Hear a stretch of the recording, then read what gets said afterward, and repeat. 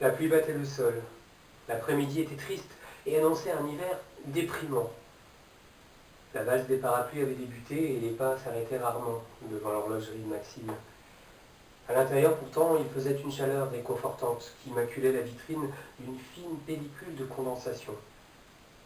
La radio classique tenait compagnie au commerçant assis derrière son comptoir et dont les paupières commençaient à s'abaisser.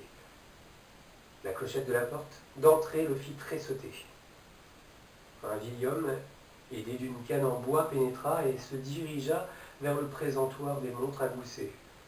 Son visage était grave et sur sa peau perlaient des gouttes de pluie, à moins que ce ne fût de transpiration. Son souffle, lent et bruyant, trahissait des bronches encombrées. Sa marche vers les montres dura une éternité. Maxime s'approcha de lui et, ainsi qu'il avait l'habitude de le faire, lança un tonitruant. « Que puis-je pour votre bonheur ?» Le vieillard, qui ne l'avait pas entendu arriver, tressaillit si fort que l'horloger crut qu'il allait faire une attaque. Mais il se reprit et sourit au jeune homme. « Je cherche une montre qui a de la valeur. » « Et qui marche, plaisanta Maxime. « Vous vendez des montres qui marchent ?» demanda l'homme, très surpris.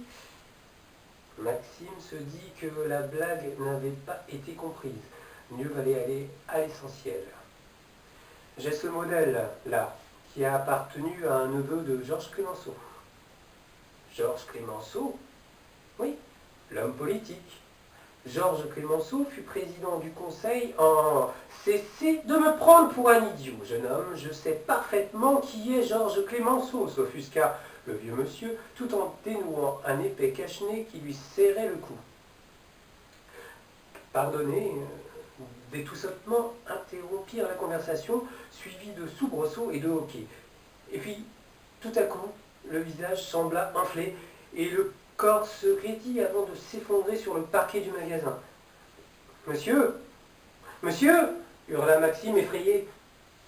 La sirène du véhicule des urgences pénétra dans le magasin et en fit trembler à la fois les murs et son propriétaire.